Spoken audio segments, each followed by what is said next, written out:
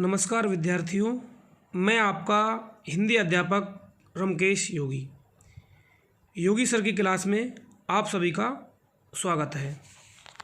देखिए छात्रों, पिछली कक्षाओं में हमने पढ़ा अंतराभाग 1 पद्य या काव्यखंड, पहला पाठ कबीर और दूसरा पाठ सूरदास। ये दोनों ही पाठ पूरे हो चुके हैं। यहाँ तक कि DOE के द्वारा जो लिंक दिया जाता है वहाँ पर भी ये पाठ हो चुके हैं। चूँकि DOE के लिंक पर पद्य भाग को पढ़ाया जा रहा है, इसलिए हम अंतराभाग 1 गद्य खंड के पाठों को पढ़ना शुरू करते हैं। उनमें पहला पाठ है ईदगाह।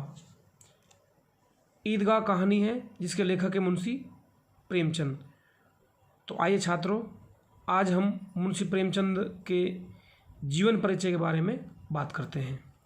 देखिए, इमेज में आपको दिख रहा है मुंशी प्रेमचंद का चित्र है। नीचे लिखा हुआ है सन 1880 से 1936, अर्थात इनका जन्म 1880 में हुआ था और मृत्यु हुई थी 1936 को। प्रेमचंद का जन्म वाराणसी जिले के लमही ग्राम में हुआ था। वाराणसी को वर्तमान में बनारस बोलते हैं। इनका गांव था लमही, ग्राम को गांव कहा जाता है। उनका मूल नाम धनपत राय था। प्रेमचंद की प्रारंभिक शिक्षा वाराणसी में हुई। मैट्रिक के बाद वे अध्यापन करने लगे। मैट्रिक का मतलब है 10वीं क्लास। तो उन्होंने 10वीं क्लास पास करने के बाद ही पढ़ाना शुरू कर दिया था। अध्यापन का मतलब यहाँ पर पढ़ाने से है, न कि पढ़ने से। स्वाध्याय के रूप में ही उन्होंने BA तक शिक्षा ग्रहण की।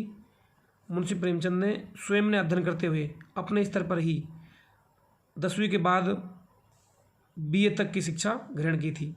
BA का मतलब होगा यहाँ पर बैचलर ऑफ आर्ट, जिसको हिंदी में बोलते हैं स्नातक। असहयोग आंदोलन के दौरान उन्होंने सरकारी नौकरी से त्यागपत्र दे दिया। जब भारत अंग्रेज़ों का गुलाम था तो गांधी जी ने असहयोग आंदोलन चलाया। उस आंदोलन में मुंशी प्रेमचंद ने भी भाग लिया और सरकारी नौकरी को छोड़ दिया। पूरी तरह लेखन कार्य के प्रति समर्पित हो गए। जब उन्होंने असहयोग आंदोलन में भाग लिया तो उन्होंने लिखना भी शुरू कर दिया और पूरी तरह लेखन कार्य में ही समर्पित हो गए। प्रेमचंद ने अपने लेखन की शुरुआत पहले उर्दू में नवाब राय के नाम से की, बाद में वो हिंदी में लिखने लगे। प्रेमचंद जी ने जब लिखना शुरू किया तो उर्दू भाषा में लिखा, तो उर्दू भाषा में वो नवाब राय के नाम से लिखते थे, जबकि उनका मूल नाम धनपत राय था। जैसे वो हिंदी में लिखने लगे तो उनका नाम हो गया प्रेमचंद। उन्होंने अपने साहित्य में किसानों, दलितों, नारियों की वेदना और वन व्यवस्था की कुरीतियों का मार्मिक चित्रण किया है। उनके साहित्य में उन्होंने किसानों की हालात, दशा के बारे में बताया है। भारत किसानों का देश है, किसान धरती पुत्र है। वो मेहनत मजदूरी करके कैसे अन्न उगाता है, पैदा करता है। दलितों की क्या स्थिति थी, नारियों की क्या समस्याएं थी, उन सभी का चित्रण उन्होंने अपने साहित्य में किया है। और देखिए, पूरे समाज को 4 वर्णों में बांटा गया है: ब्राह्मण, क्षत्रिय, वैश्य और शूद्र। तो इस व्यवस्था में क्या क्या खामियां थी, उनका भी चित्रण प्रेमचंद जी ने अपने साहित्य में किया है। वह साहित्य को स्वांत सुखाय न मानकर सामाजिक परिवर्तन का एक सशक्त माध्यम मानते थे। उनका मानना था कि साहित्य स्वयं के सुख के लिए नहीं है। साहित्य वह है जो समाज में जागरूकता लाए, समाज में परिवर्तन लाए और समाज का विकास करे। वह एक ऐसे साहित्यकार थे जो समाज की वास्तविक स्थिति को पैनी दृष्टि से देखने की शक्ति रखते थे। उन्होंने समाज में क्या कमियां हैं, समाज की कमियों को गहराई से देखते थे और उनको दूर करने के प्रयास करते थे और उसी के अनुरूप साहित्य को रचते थे। उन्होंने समाज सुधार और राष्ट्रीय भावना से ओतप्रोत अनेक उपन्यासों एवं कहानियों की रचना की। कथा संगठन, चरित्र चित्रण, कथोपकथन आदि की दृष्टि से उनकी रचनाएं बेजोड़ हैं। उनकी भाषा बहुत सजीव, मुहावरेदार और बोलचाल के निकट है। हिंदी भाषा को लोकप्रिय बनाने में उनका विशेष योगदान है। इसमें कोई दोहराय नहीं है कि उन्होंने हिंदी के विकास में बहुत ही महत्वपूर्ण भूमिका निभाई है। उन्हें हिंदी जगत के क्षेत्र में उपन्यास सम्राट और कथा सम्राट के नाम से भी जाना जाता है। संस्कृत के प्रचलित शब्दों के साथ साथ उर्दू की रवानी इसकी विशेषता है, जिसने हिंदी कथा भाषा को नया आयाम दिया।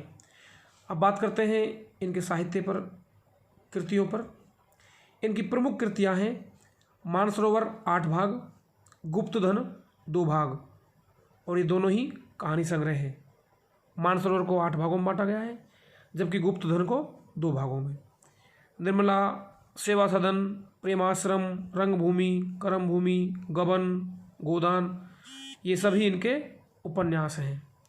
करबला, संग्राम, प्रेम की वेदी, ये सभी इनके नाटक हैं। विविध प्रसंग 3 खंडों में साहित्यिक और राजनीतिक निबंधों का संग्रह।